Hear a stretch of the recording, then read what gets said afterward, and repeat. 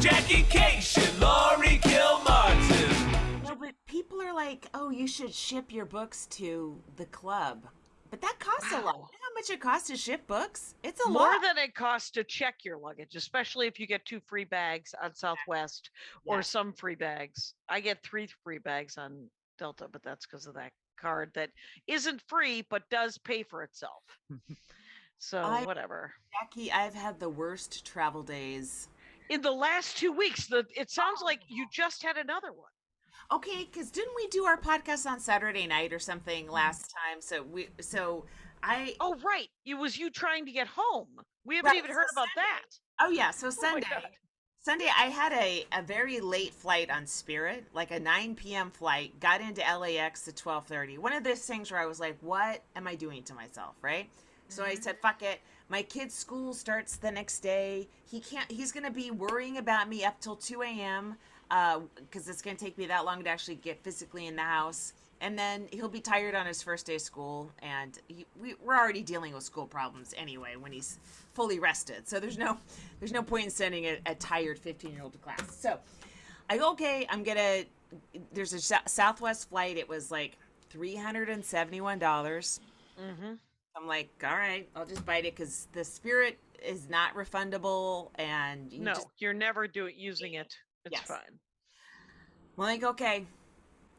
Lesson learned. Never Spirit again. Never. So I leave on this flight it's to Burbank also. That's right. It takes off on time, the first leg of it. Because Southwest has to stop 7 or 8 times. I know. No. The first one took off a little bit late, but and so there's like 30 people on the flight that were like, oh, we're really worried about making the Burbank flight, and okay, so we land, we run to a different terminal, and then the nightmare began because apparently that morning in Las Vegas, something dropped, made a loud noise, and someone yelled gun. The terminal was evacuated and all the flights were delayed across the board. It was just really bad. There were like people laying everywhere. It was just like this gross, like jelly of humanity.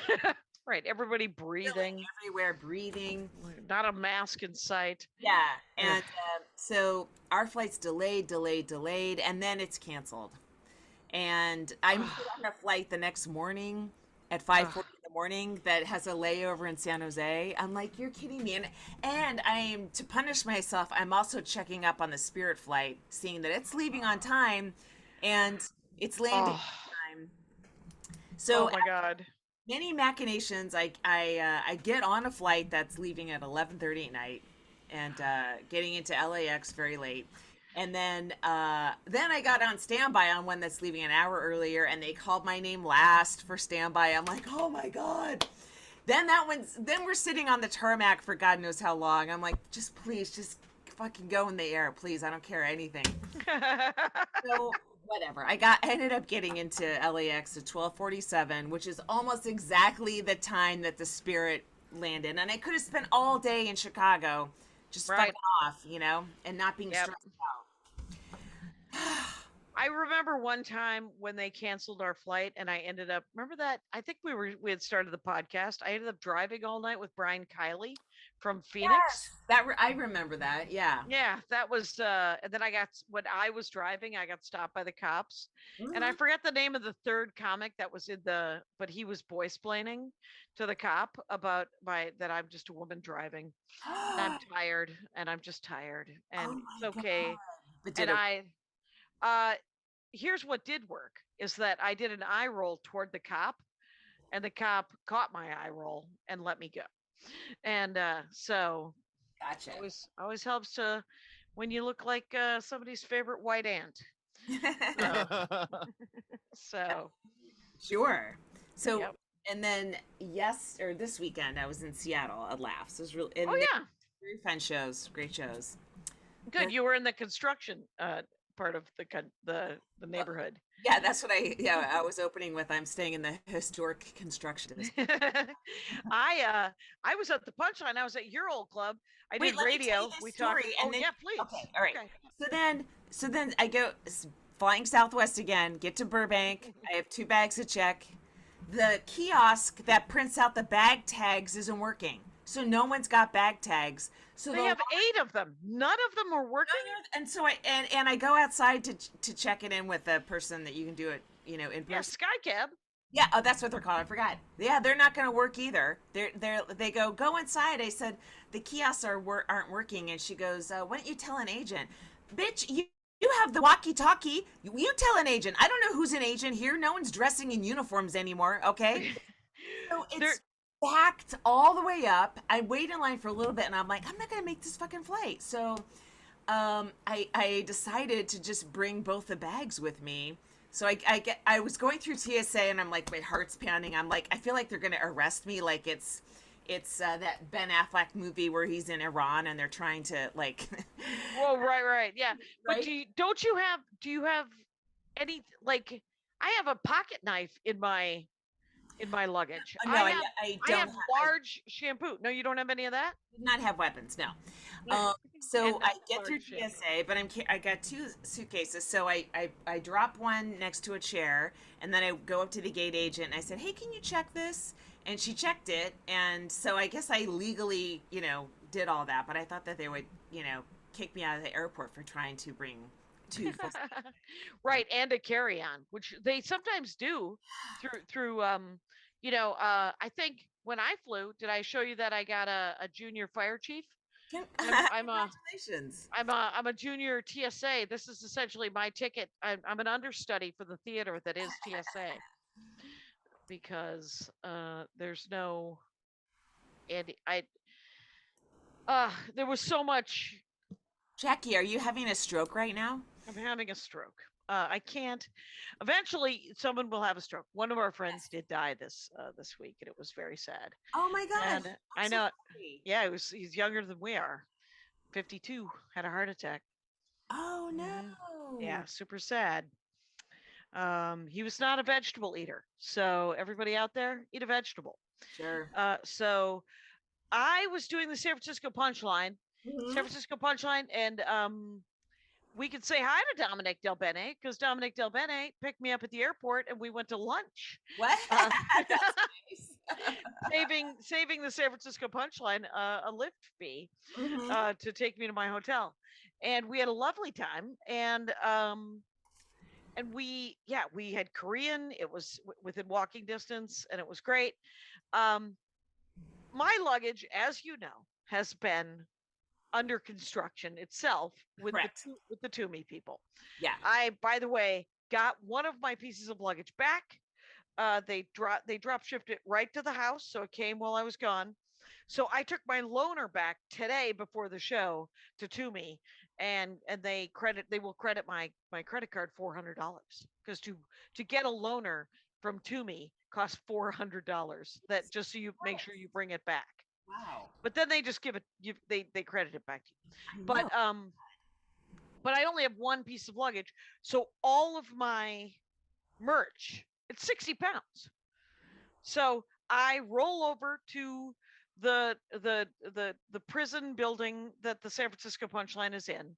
That once you get in, there's several beautiful gardens, and 2 buildings that look the exact same. So if you go up the wrong staircase, you circle the wrong building, thinking that's the Punchline building, and then you go to the other side of the place, and then you circle that building, and you find where your comedy club is. At least once during the 5 days that I worked the Punchline, I go to the wrong building. I've never done that in my entire life. Ever. I go. I also couldn't find the elevator, and 60 pounds. Oh, with all your merch? Mm-hmm. Ooh. So where did you sell? What part did you just sell at the outdoors, or did you sell right where people come in? Where they come in and they wand them for guns and stuff. Right. And they made them go out that way because that room seats 182. Okay. And I probably had $130 max. Get this though, my weekend has been insane on TikTok. I have a new clip. Yeah. I put that clip, and it's part. There are several bits that I do in the middle of my act that I'm pretty sure will never make an album. Okay. They are essentially, and we talked about this, they are essentially a long story in the middle where while I try to find all the punchlines that go in the bit, it will collapse down and that big story will probably be gone. There was a story I used to do about pushing an old man at Ralph's Yeah. who was calling some guy the N-word. Yeah. That didn't make the album. The Sky Club story, that also didn't make the album. So this story is about how 30 odd years ago, a guy wouldn't let me into my car. I had purchased mace a month earlier. I warned him that I had mace, and then I used mace. The point of the bit is I shouldn't have a gun. Right. Because I will use whatever is in front of me. Right. And you fly with knives. What? Your mission. And I fly with a Swiss Army knife so that if I have to cut some sort of food or I don't care what nationality your weapon is, Jackie. You fly with it. It's got a scissors. What if I have to sew something? Anyway, so it's never happened. But the what it's mostly for is for cheese and bread. So here's the thing. Yeah. So I pulled so a minute was pulled out of that bit, the mace story. Yeah. And put on TikTok. Right. And because I don't think it'll ever go, I was like, it might, and the most I ever got hits on TikTok were 1.4 million, which is amazing. 1.4 million for the Spooky Reading Girl bit I did on NPR. Right.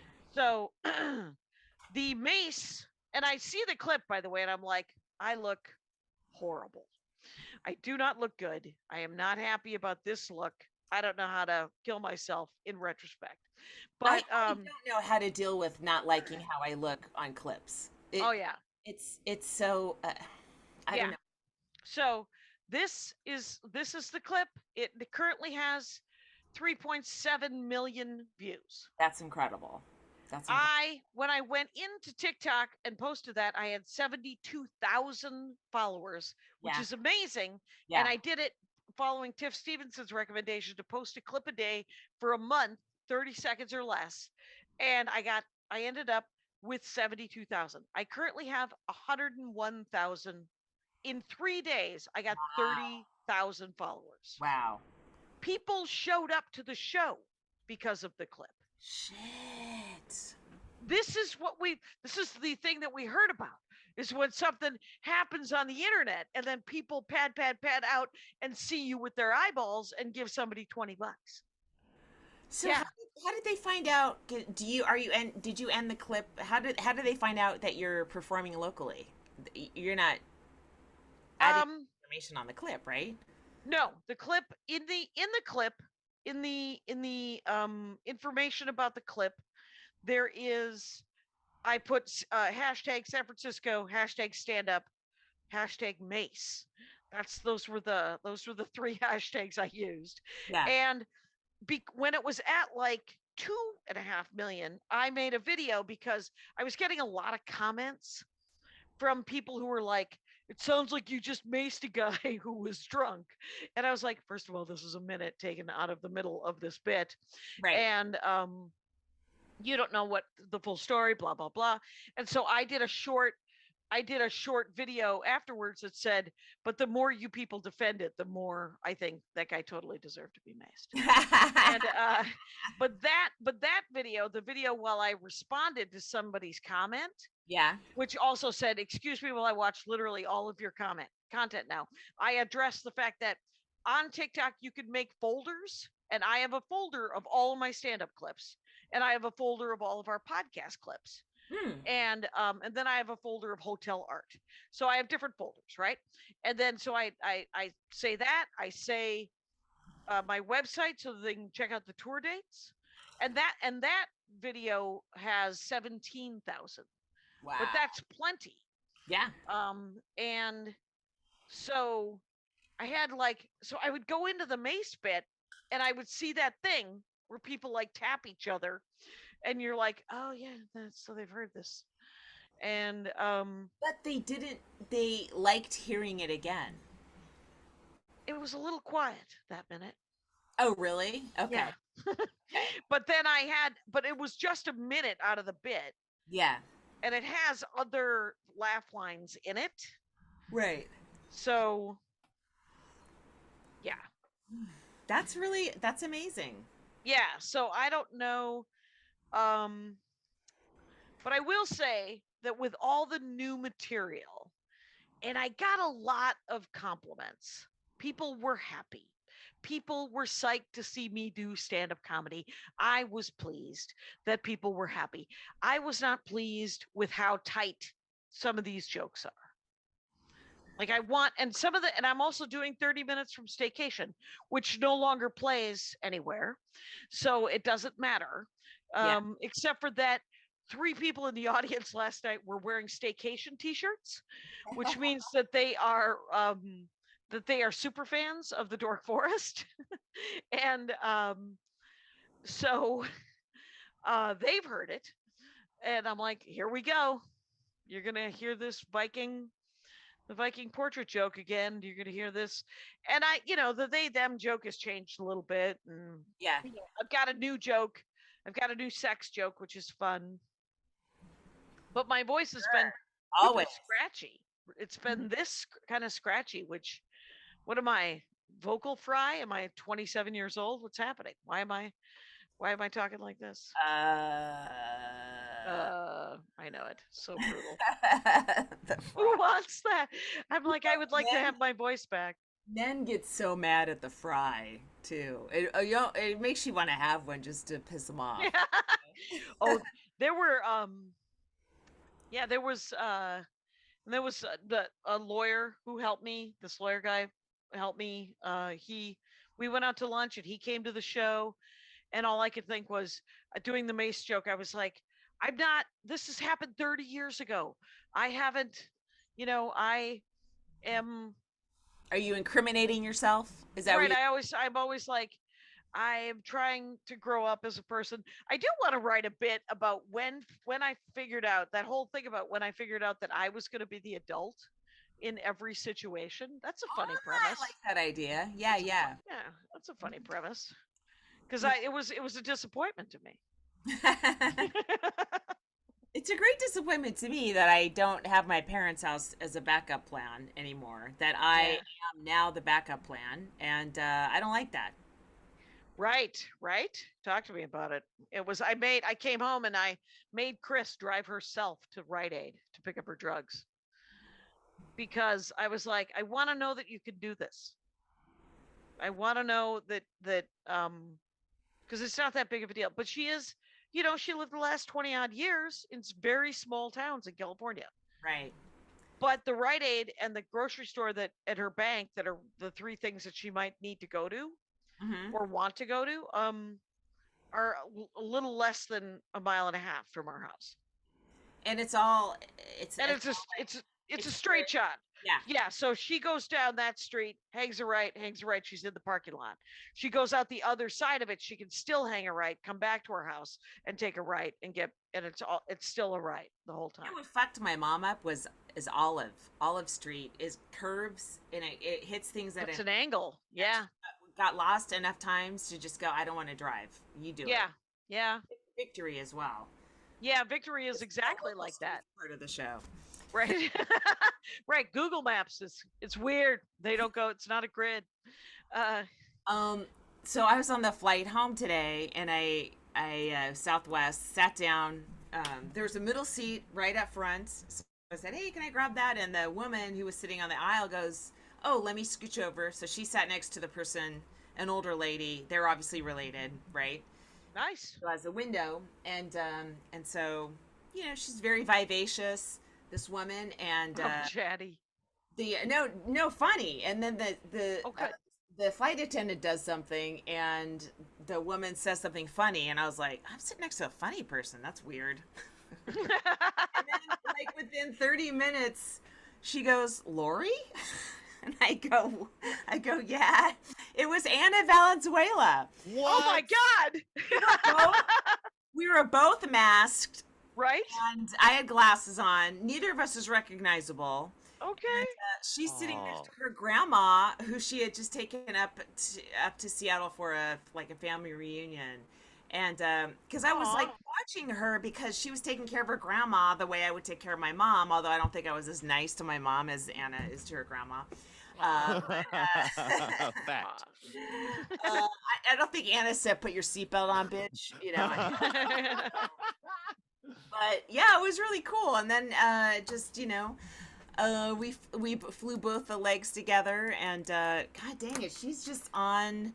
She's so organized, with all the bags and all the like you are when you have Oh, either an old right. When you, a young child, where you yeah. just super organized, where everything is. I Oh, was that's awesome. impressed by how well she took care of her grandma. That was really cool to see. And then we the first flight, somebody's phone was playing. Have you noticed this lately, where people are just they're playing something on their phone and they're not wearing headphones and they don't. Oh, Okay. and they don't care. Yeah. Yeah. So the first flight, it was bird song, right? And it wasn't like anyone minded it, but it was still just loud chirping. And the woman whose phone it was had no idea it was happening. She was older, so she probably couldn't hear it, right? Okay. Second flight, some guy just took out like Shark Week video and just played a full blast. We were like making fun of him openly from across the row, and he didn't hear us. That's how loud. And did the flight attendant come over and shut him down? Finally said, "Can you turn it down?" Instead of, "Can you turn it off and shove the phone up your fucking ass?" Actually, How about the fact that headphones are real? There's oh, no. yeah. Yeah. She goes, "Do you have headphones?" He goes, "Yeah, they're up there." Oh, you mean above you? Fucking stand up, asshole, and get them. Yeah. Not disabled. Stand up and get your fucking headphones. I don't want to Yeah. hear. That's insane. Yeah. That okay. So I did. So I tried to. I wanted to go see my nephew, but for some reason I had a. They put you at that really nice hotel at the Punchline, and Did you say club quarters? oh, we can say it if you want. Sure, I don't care. Well, they don't always use club quarters, but I like club quarters better than the one I stayed in with Tony Kameen a couple of months ago. Okay. Yeah, Yeah. I like club quarters. Yeah. It's incredibly international. It's a lot of international travelers stay there. But I, as I think has been established, enjoy a bath. And Oh, I that's not also, happening. and I also enjoy a lower floor. And Yeah. so they put me on the second floor, which of course defeats the purpose. Because what I mean when a lower floor, I mean the first floor. Right. You know why I like the first floor? Because I forget things in my room. And then I don't have to get in an elevator. Right. So it's literally just laziness. But so I was on the second floor. They put me in this room. I walk in the room. I'm like, it smells weird. And so but I need to but it's an L. So once I get past the L, Yeah. I'm fine. It's got a bathtub. I take a bath. I must get used to the smell or something. Mhm. But I go away. I come back that night after the show, and I'm like, this is sewage. And Ew. and so I walk past, and as luckily, as I walk in, there's someone working for some reason at night, and I was like, does it smell like sewage in here? And she comes in, she's like, yes, and she sprays a bunch of spray, and I was like, well, Going right into your lungs. Okay. that's not as it's not Yeah, as helpful that's as not a you. solution. No. No. So the next morning I was like, you guys, I have 4 more nights here, or 3 more nights. I can't stay.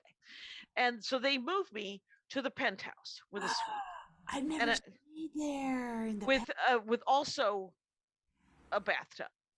And wow. it has a like not entirely dedicated, but you have to use the far elevator because it's the only one that goes to 11. Okay. And so it's got a beautiful view, and there's a deck that's right there that anyone can use. And some drunky magoos were there a couple of nights, Mhm. but it closes at 11. It's fine. And the but it was quite lovely, but it was the 11th floor, and so I kept having to take. So I had a beautiful room. I had gone to really lovely Korean food with Dominic Del Bene, and then I went for really good German food with Ken, my lawyer helper guy, Mhm. and that was delicious. And then um, I wanted to see my nephew but I couldn't, for some reason, I still wasn't sleeping very good. I myself do not microdose. Though if you go to Luzumi, what is it, Labs. Lumi Labs, and use Jackie Laurie, you can get a deal. It's So- microdose.com. Oh shit. Okay. You'll hear this ad in a few Good minutes. Lord. It just in a couple of minutes, we're gonna get that right. And They do a great job. and so on Friday night, I never get to see my nephew who has a new baby, my new great nephew. They live in Oakland. And so Saturday, I was like, I'm gonna try to come by on Saturday. He's like, can you come early at like 8:30? So I don't get back to the hotel until almost 12:30. I don't get to sleep until 2:30. So right before I go to sleep, I text my nephew and I'm like, it's not happening. I'm not going to get up at 7:30 and take figure out how to use BART or who am I kidding? Take a lift to Oakland. And so, but I did on Saturday did you know, and you would because you're a San Francisco comic, there is a beach in San Francisco. I met my friend from college, my friend Mary, over at Ocean Beach, which is just north of the zoo, sandy dunes. What an original name, Ocean Beach. I know, I laughed and laughed. Did you, I had never heard of it. I haven't either. I know the beach that's out by the sunset. That's not called Ocean Beach. It's called Ocean Beach. I'm forgetting And it was so beautiful. It was kind of overcast and chilly and windy, but it wasn't too chilly or windy. And I've traveled to so many places that make me want to create my own still suit. Hello, Dune fans. So Goodbye. Goodbye, Laurie Gilmartin. Yes. So, though I will say your son would like that movie, so you should watch it. Oh, maybe. Oh. Yeah. Mhm.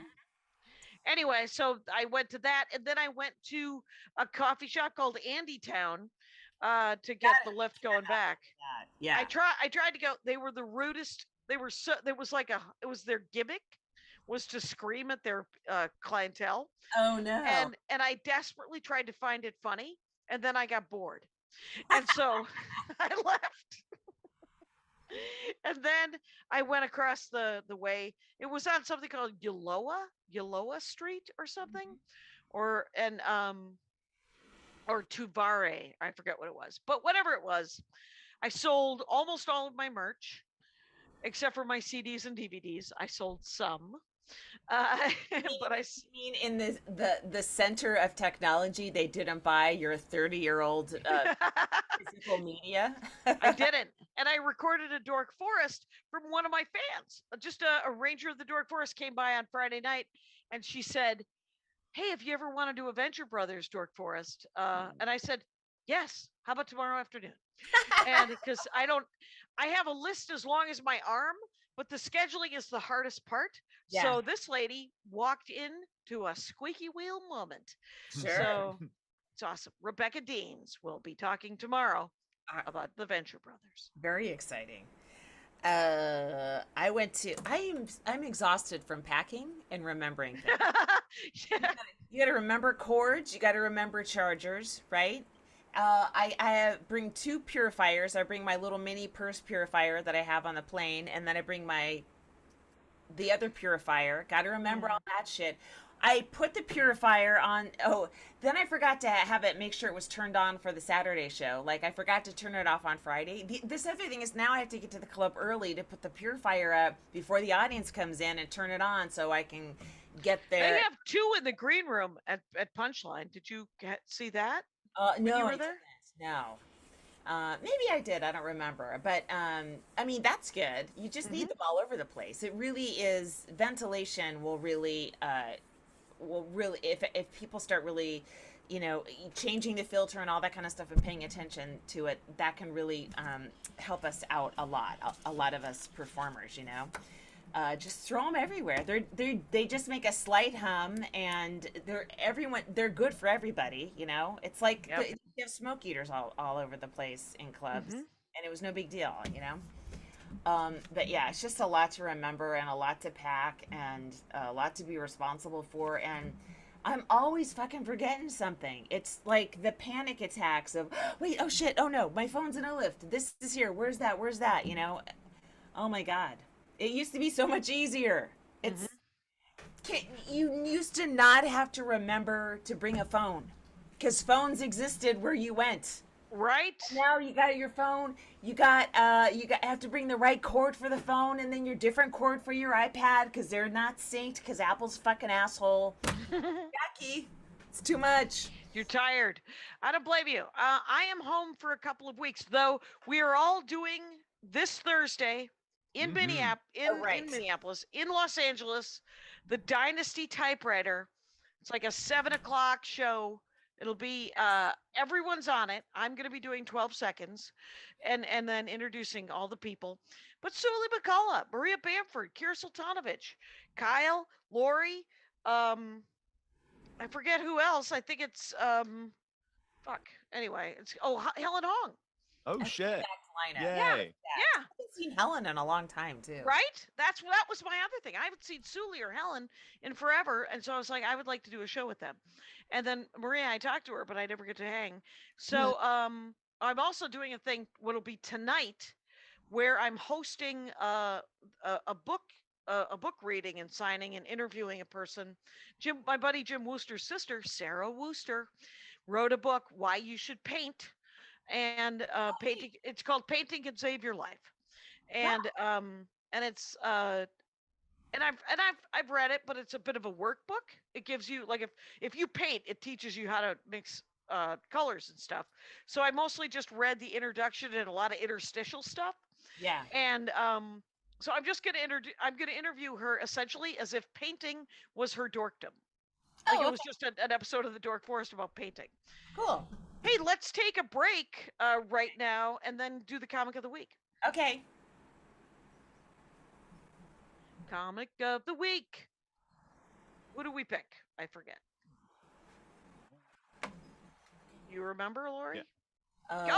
Kazu Kusano. I picked her because I worked with her at the Comedy and Magic Club. Is that our Nice is that our save. intro? Yeah. That was the worst intro to Kazu. No, it's But actually then a did good a lot one. of yelling. It was Yeah, a lot. alright. It was a lot of like, oh, Bad that's start, right. It was solid it was, finish. It was Terrible it was memory freeze and then happy memory. Yeah. This is what this means, you guys, is that Kazu's funny.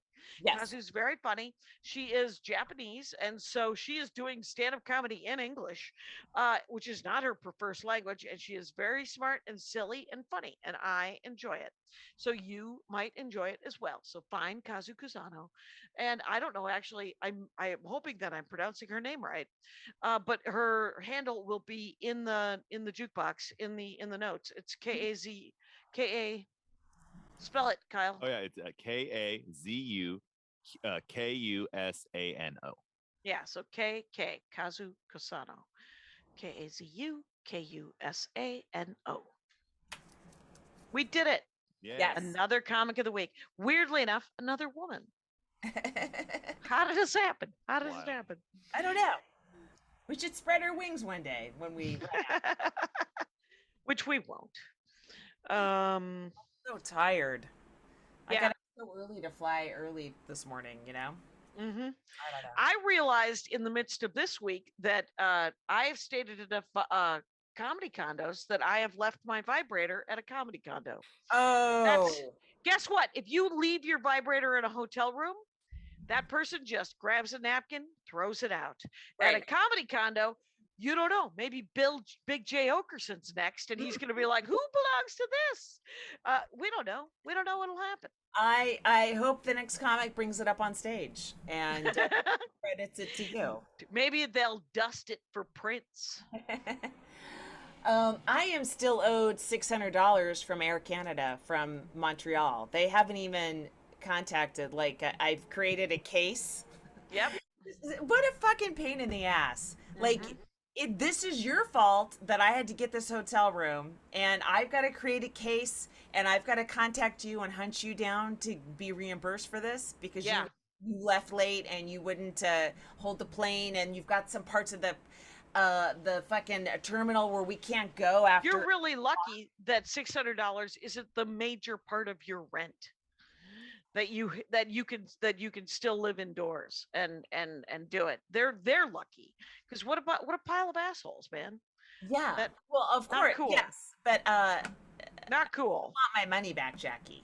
No, entirely. And you should get it quickly. They should just write you a check I know. right there. Yes. Yeah.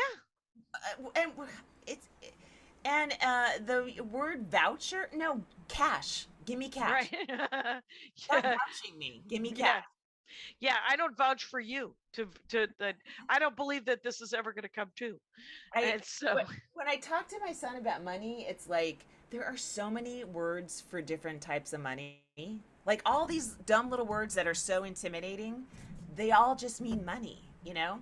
Mortgage, debt, it's all just money and different ways to categorize money. And when you don't know about it, you're like, I don't understand this stuff, and I'll just be a comic, right? And you miss out on opportunities, I think. yeah. Different conversation. But voucher is another word for money that you fucking owe me, Air Canada, because I paid for the hotel that I had to put myself up in, my son and I. You know what I had? Here's some drama in the home front. I accidentally dried one of Andy's dress shirts, and then he now has a dress shirt that ends too far above his wrists. So I had to spend some money to get him, because it's his only. It might not be his only white dress shirt, but it's the white dress shirt that he wears when he has to wear a white dress shirt, and we have to go to a funeral, so he needs his white dress shirt. So I quickly ordered a white dress shirt. It's a great story. I'm going to say white dress shirt one more time. He couldn't shorten his arms? No, it turns out if he pulls in, he could have. But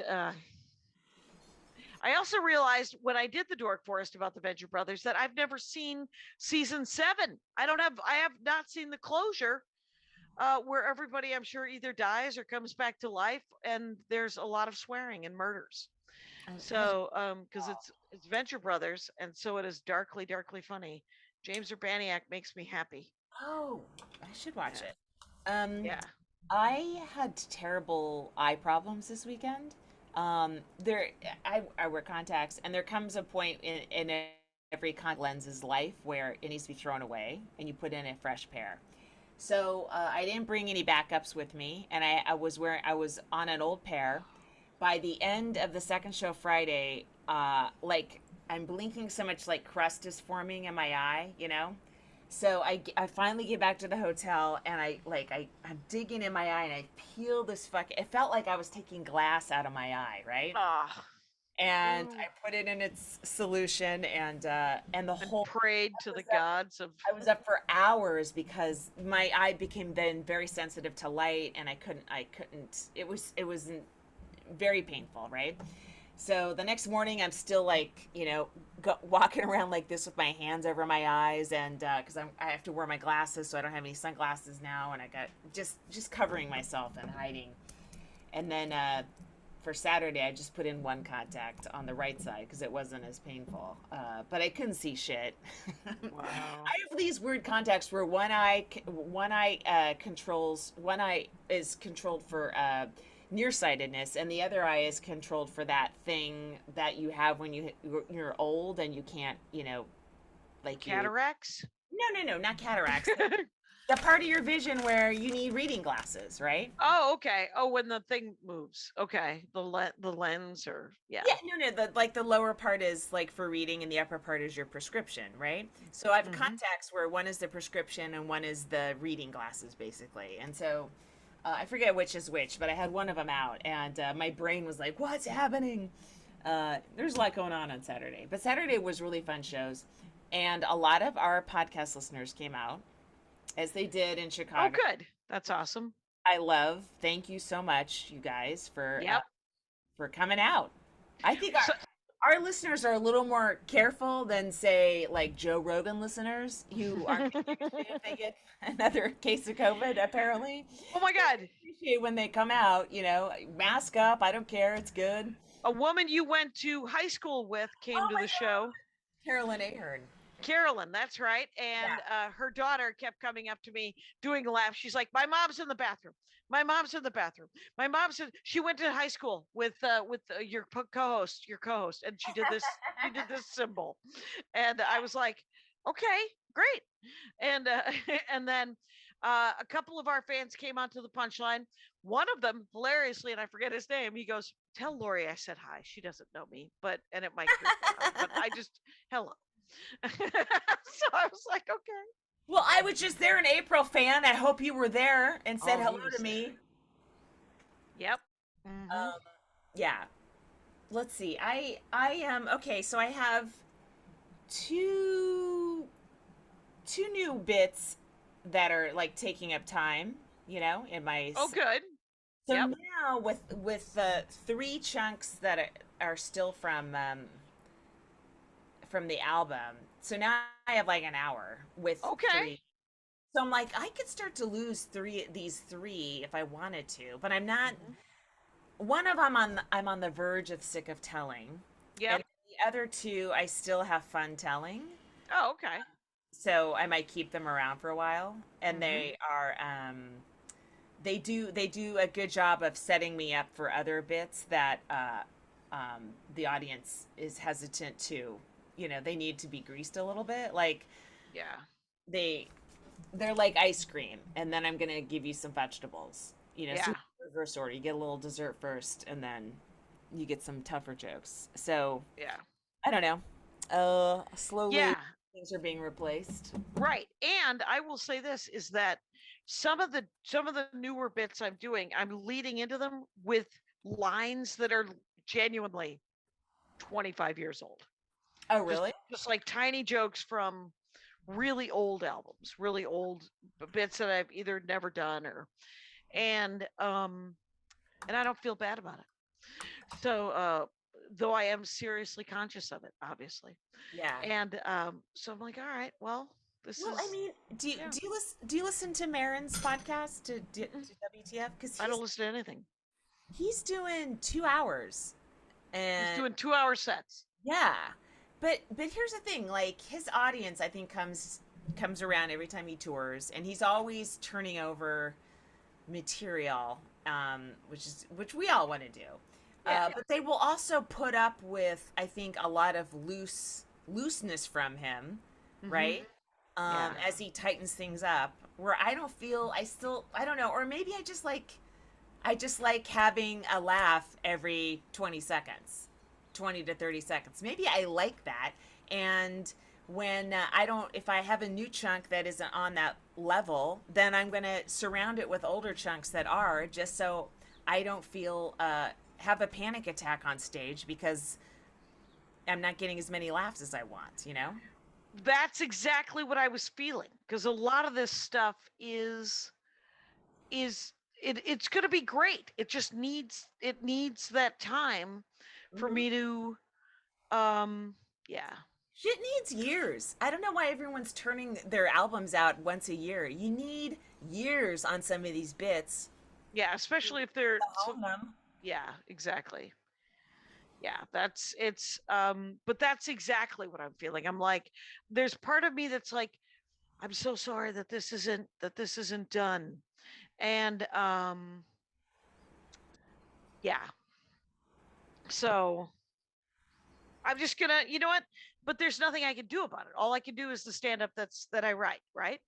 All I can do is the material that I write, and I can only do the show that I can do. And the audience leaves happy. So what? I got so many very, very nice compliments. Yeah. People psyched. So I don't Yep. it's the closest I come to imposter syndrome. Is me worried about that the bits aren't tight Right. enough. So, Right. And they will be. Yeah, I wonder if But I am home for a little while, so that's kind of great. Are you out again this week? I'm doing a fundraiser in the Bay Area. Oh, you're working with the Michael Sean. Pritzker. Oh, and the kid who featured for me. and Dwayne Perkins and Oh, that's cool. John. There's somebody who featured for you. I don't know His name's Sean. There was a kid named Ryan who emceed, very funny, and then a guy, Sean, Okay. who his material was nothing like, but he weirdly enough had Dan Telfer's timing. It was a comparable kind of timing. Sure. And I was like, oh, that's because I listened to it like 3 times. Yeah. And the 4th time I was like, Dan Telfer. that's who he sounds like in my head. So. Yeah, my openers were funny at Seattle. Oh, good. Yeah. That's key. Yeah. Did you see Andy Awancio? No, she wasn't there. Okay. And Down is here she with me. here? She's Oh, that's literally in the other room of my house right now. That's right, because she's recording on your album. Her EP tonight at the Glendale room. Oh, that's cool. I love Will it be the Monday when this comes out, or tonight, Sunday? It'll be tonight, Sunday. Okay. All right. Well.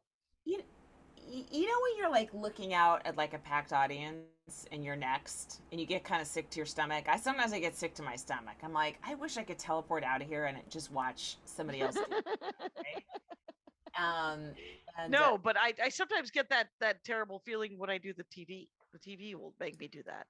Well, I'll start looking at the audience and going, what do they want from me? But it's a real question, depending on what the audience makeup is and how they kind of sound.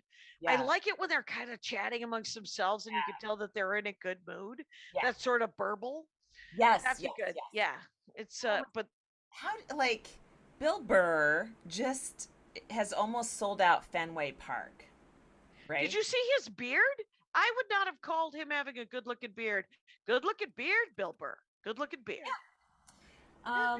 I just how weird is that? Before you go out in front of Fenway Park, you know? Right, and that's his hometown. It is. It's an incredible accomplishment. I'm like, I'm never gonna have that similar accomplishment. Like, because there's no Fenway Park in Walnut Creek, or what? No, because I'm not on that trajectory, you know. Well, but here's where, now this is not going to sound real, but I sincerely believe it. I don't want to do stand-up comedy at Fenway Park. It's outdoors. Right. There's 80,000 people. Yeah. I might as well shout into a box fan. I don't. Shout into a box fan for $1 million. Yeah, I don't care. I know you don't believe me. It is. Yeah, I mean, technically, it's probably. It's not as fun as doing the punchline. It's not as fun as doing Acme. It's not as fun as doing comedy on stage. But comedy works. He physicalizes his bit so much that it's probably is he? A bit more fun. Bill does, yeah. I've never seen his long set. I've only seen short sets. Well, yeah, but I mean, I think it'll be a fun show for him, and it'll be fun for the crowd, of course. It's just like I think how many women have done equivalent gigs? I think Amy Schumer, right, and maybe Ali Wong have done those gigantic tour kind of things. I can't hear you, Jackie.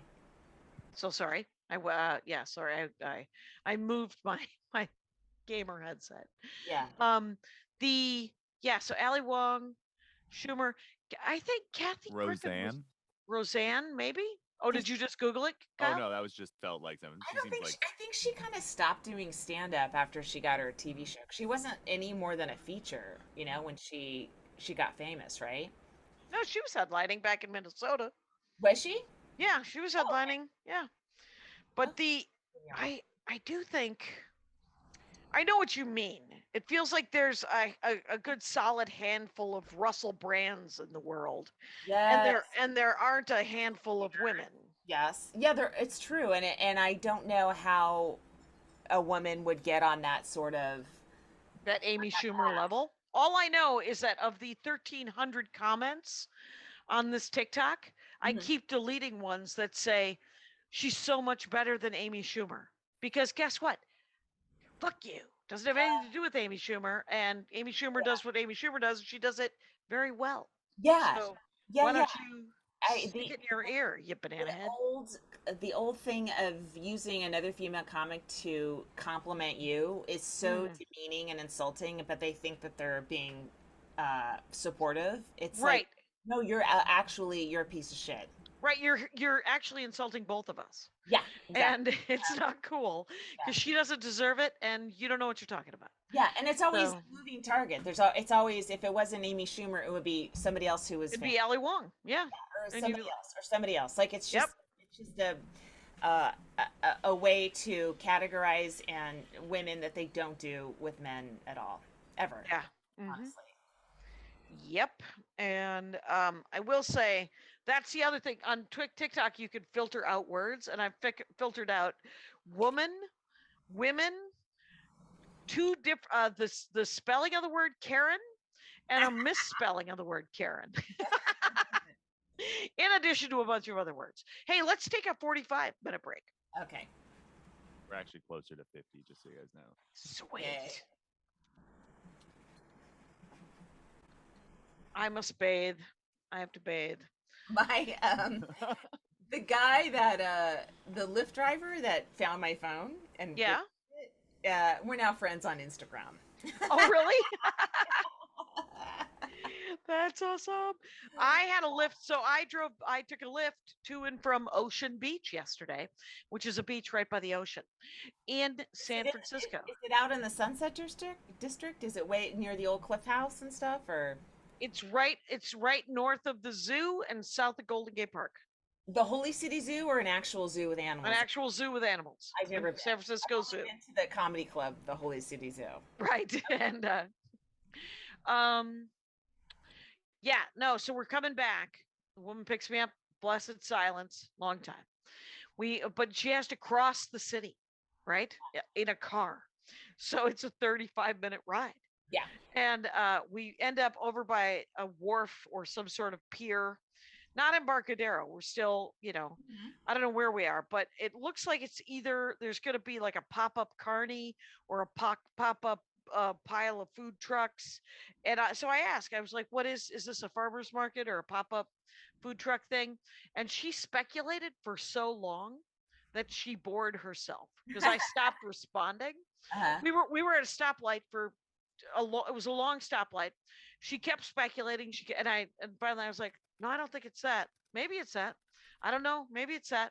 And so like the sixth time I stopped responding to whatever she was saying. And she did two more. And then there was this pause and she goes, yeah, I could just stop speculating probably, right? And I said, yeah. Now it's bugging me where you were exactly. But did you get dropped off near the old Cobbs? Did you ever work near the old Cobbs? Near that? I have worked the old Cobbs many times. Okay. Oh wait, I worked the old Cobbs one time. I opened for Patton Oswalt. Oh. He got me in. He got me into the Punchline. Oh, cool. Introduced me to Molly, and Molly came down one night, saw my show, and I think it's been established. I did really. Everyone was very happy with that set as well. But I got off stage, and literally during the middle of my set, as I was sort of thinking, what's going to be the next new bit I work on? Make sure I do this thing. Yeah. I was like, God, I hope Molly left.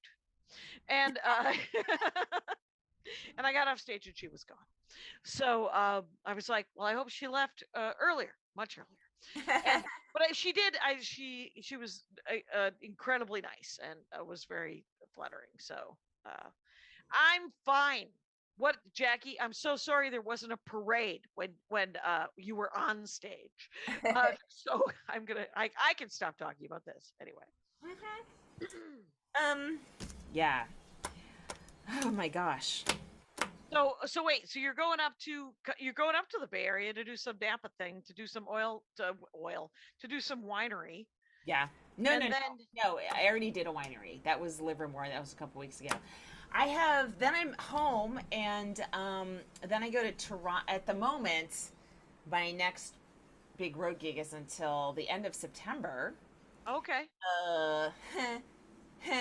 So you're home. Scary month of no income. And And but I go to Toronto, and I do Just for Laughs has 4 dates for me, and in true Just for Laughs format, I'm not working on Friday, but I am working Wednesday, Thursday, Saturday, Sunday.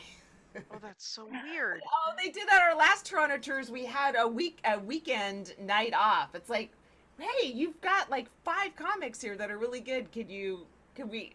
It sounds like a pain in the ass. I wonder if I could. I wonder why all I want to say is, who books that? What can I get? I love Toronto. I freaking love Toronto. Yeah, well, last time I stayed in Toronto and we didn't do a single show in Toronto, and this time it's all in Toronto. So I'm excited to be in this city again for 5 or 6 days straight. Are you doing Comedy Bar? I think Or one of Ian Atlas? Oh, just one of them? Because it's JFL, so it's not Ian Atlas. So, and then yeah. then I got offered this. Okay, so there's this thing of comedy clubs are following comics that they don't book, right? Because I posted a few of them, and then other people are like, "Yeah, me too." So it's like it's a thing. They're just their social media person is going crazy and just following, but it's torture, honestly. Don't follow me if you're not gonna fucking book me, okay? Right. So I had my manager, or I asked him to call or contact one of the chains, and they responded with a gig that was low paying, and an off night. Airfare didn't remotely cover the airfare, and I'm telling you, clubs need to understand the airfare has changed permanently. Okay, it's not going to be $500 for a comic from New York or LA to fly into the Midwest ever again. It's just not. Because even if you get something on Spirit, by the time you add on all their little add-ons that you find out about the airport, it's up in the 700 range. It's got to be 700, sadly. Used to adjust their money. Yeah. So this isn't X amount of dollars plus 500 air. It's it's X amount minus 200 and 700 air. That's what it is. Okay, so stop acting like you're paying this amount, because actually it's costing me $700 to get to the club. Yep. Nuts. Mm-hmm. You guys hard agree, but and just check it before you make, or are you just in the mentality of 2018 when it was $500? Because it's not anymore. Not And and all I can think of is all the features who are just sleeping on couches and driving there, and there's no money, and there's all this. It's genuinely horrible. This is a headliner problem only, but it's still a problem. Speaking of, so did you get the thing about the lawsuit to Sirius XM?